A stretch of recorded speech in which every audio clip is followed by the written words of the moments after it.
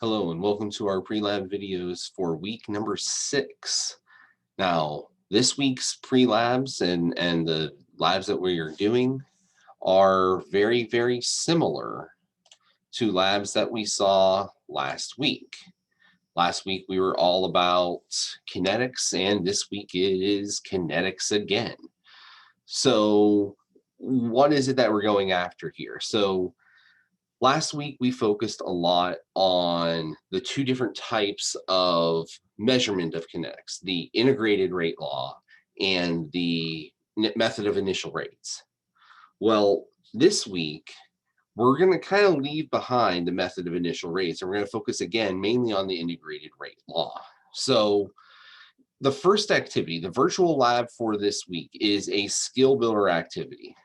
Now, if you remember the skill builders from Chem 105, those activities where you did practice problems to kind of help you with a particular concept, this one's really no different. If we go into the experiment itself, first of all, be grateful there's no pre-lab for this. It is just the activity itself.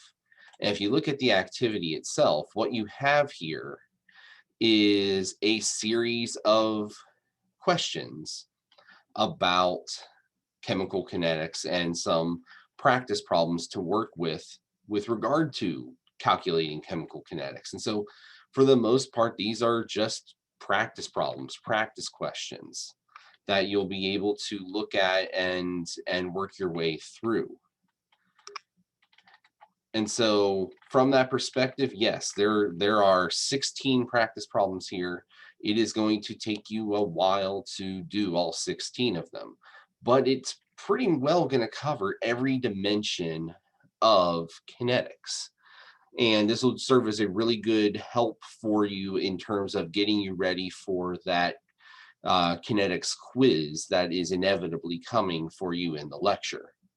So work with this one on your virtual days. My plan is to break you off into groups of 2 and 3 and let you work on these kind of together and kind of use me as a resource as you work through those on your virtual day for that week. The other activity that we are going to do is the kinetics of a dye experiment. Now, if that sounds familiar, that's because, well, basically, this is the lab you simulated last week. The only difference is that instead of using bleach as the reactant to react with the dye and decolor the dye, we're going to use sodium hydroxide. But the overall process is exactly the same. We are going to be using pseudo-order kinetics.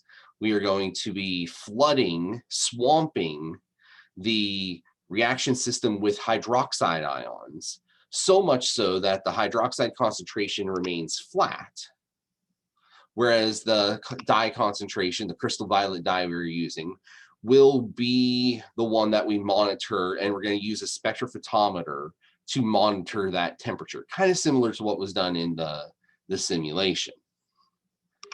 So if you read through the discussion should look very familiar because essentially we're talking about the same thing. The only real difference is that instead of using K prime to describe the pseudo-order rate constant, this lab uses Kp. Kp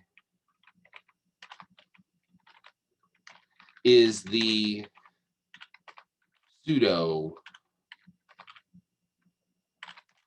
rate constant. I know it says that right below where I'm typing this, but it's important to know. Now, remember, in last week, we used K prime to describe that same phenomenon.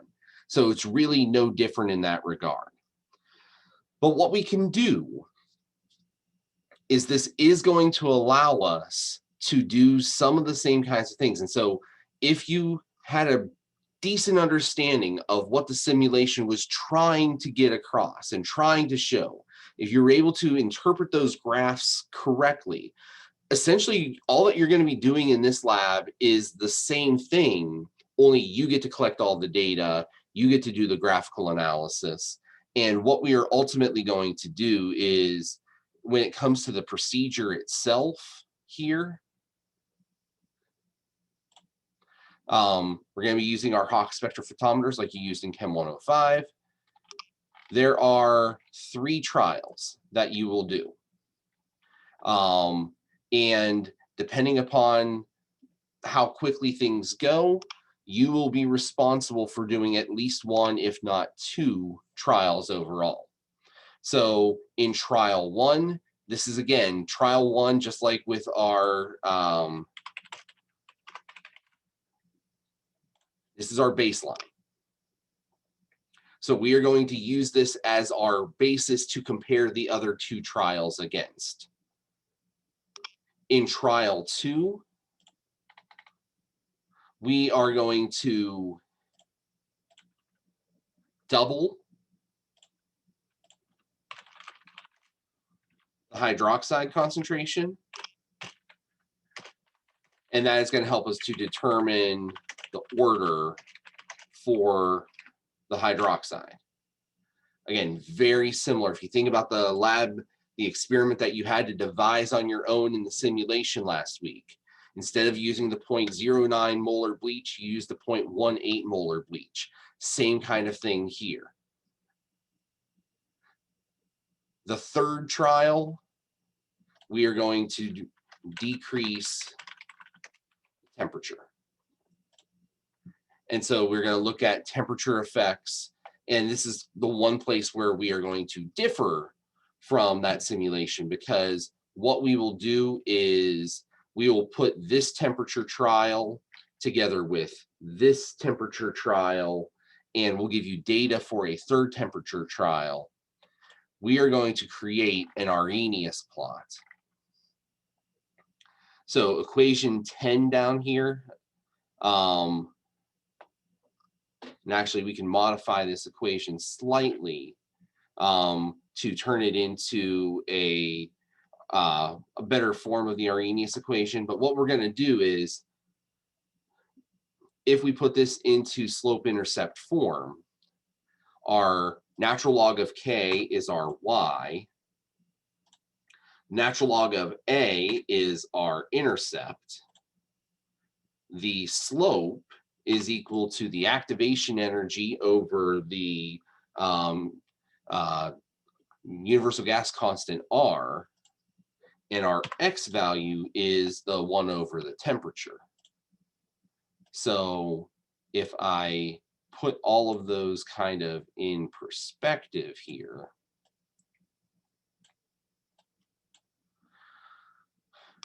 we can plot our 3 temperature values and our 3 K values and get a linear plot that will give us this information, allow us to determine the collision factor A, allow us to determine the activation energy EA, which will help us with some of the other kinds of things that we need to do. So looking into the pre-lab here, the pre-lab, again, very, very similar to the one that you saw last week. You are going to be asked, some questions about the technique itself. So what is the swamping method? What is the way that we're going to be calculating these rates? You have a question here about the relationship between concentration and absorbance. You have a question here about first order reactivity and what kind of graph we would get. So that's your integrated rate law. And then you have a question here about how to determine order of reactant. Now for number 3 here, number 3 is a little bit kind of tricky. To fully answer this question, you would need to know something about the molar absorptivity of the solution itself. That is very molecule specific. If you go into the discussion section, this business right here, that epsilon value, or more precisely that value of K. If we want to look at the molar absorptivity multiplied by the path length, those would give you a proportionality that relates absorbance and concentration directly to each other. Since we do not have that value, the best thing that we can do is set up a proportionality. And so all that we would literally do in that case is we would take our concentration over our absorbance for our one condition, our concentration divided by our absorbance for the second condition. And since we have those values there and there and here, we just need to do some algebra to solve for the hidden concentration. Again, technically that's not correct, because since we don't know what the molecule is, we don't know the exact relationship between the two, but it would get us somewhere pretty close. And that's about as good as we can do with the information that is given to us. So that's it for number 3. That's really all that you need to kind of know. All the other questions there, you should know how to do. And actually, you should have known how to do after the lab that we did last week, the simulation. Before I let you go, before we let's look at one other thing here. And that is that this lab is a formal lab report. So you're going to have to submit your data table and your graphs, just like you always do. You're going to have to submit your Arrhenius plot here, just like you always do. The calculations here, the results, these are just to help you. So the whole purpose of these 2 submissions, these 2 assignments here, are to help you kind of get those parts of your formal lab kind of squared up. And yes, I am going to give you points for those that are going to help go to your overall grade. But the formal lab is the real ticket here, because in here you are going to have a number of sections. So very similar to Chem 105. The formal lab reports that you wrote in Chem 105 are very similar to the ones that you have to write in Chem 106. And you'll see we've got some of the same sections, slight differences. Title page instead of just a heading. Objective statement or statements instead of a purpose statement. Pretty similar though. Theoretical influences. So what we're looking at here is, what is the overall technique that we're looking at? The method of integrated rates, pseudo-order kinetics. So elaborate on those, talk about those, put some good quality sentences towards explaining why we're doing the things that we're doing, what it is that we're trying to find, and why this experiment helps us to find those.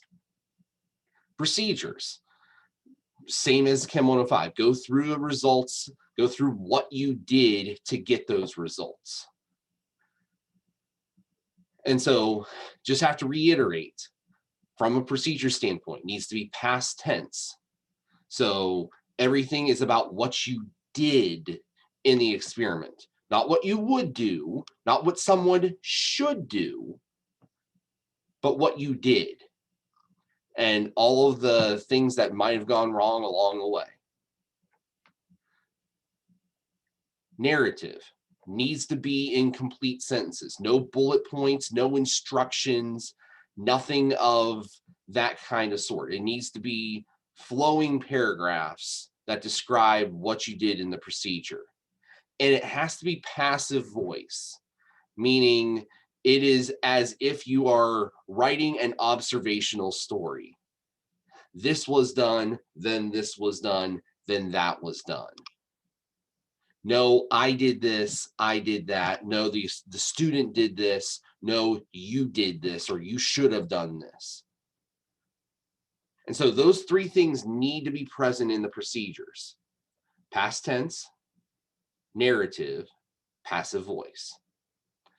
For observations, these will be relatively simple. What did you see? So what did the crystal violet look like before the reaction? What did the sodium hydroxide look like before the reaction? What did they look like after the reaction? Did anything change as we went from 0 minutes to 20 minutes on the clock? Then we get into your data table and your graphs, so you can literally just port that stuff from Excel straight into the formal lab report without a whole lot of modification. Your calculations, same deal. You've got them all here in Lab Archives. You just need to move them over. Data analysis. What do the data mean? How are they going to be used? For some of those results questions, those post-lab questions, those usually help to inform that data analysis, help you interpret what you saw and what it means. Conclusions, summary. What happened? What were we asked to do? What did we find? What does it mean? Error analysis. Unlike Chem 105, we are not asking you to do a full quantitative analysis. However, we are asking you to do a qualitative one. So in particular, we want to look at things like, here's the known accepted value for the rate constant for this particular reaction. How does that stack up to yours? What's your percent error? And part of that goes along with this, remember, this course, Chem 106 Lab, is a reading, writing intensive course. So one of the things that you have to do as part of that is you have to do a research paper. Here's the research part of this research paper. This particular reaction, the degradation of crystal violet by sodium hydroxide, is a very classic kinetics experiment. It has been done many, and then many more times. I've got a couple of references here that I want you to look at.